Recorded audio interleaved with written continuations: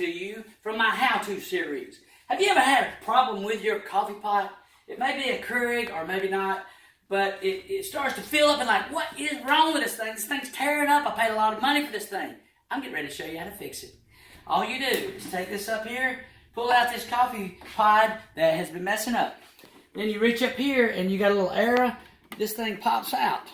And then, once you get it out, there's a little pin in here that pops through your pod in the bottom. See how it does?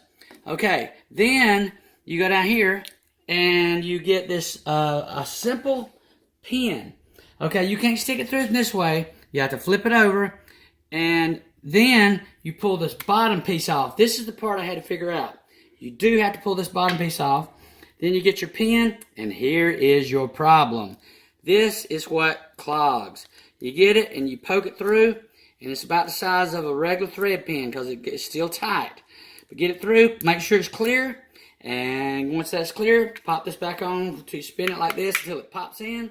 Flip it over, put the arrow up, pop it back in, put your new pot in there, and bang, you are ready to go. So, here's how to save a lot of money. Fix your own Keurig coffee pot. Daniel Handy coming to you with the how-to, and Daniel is out.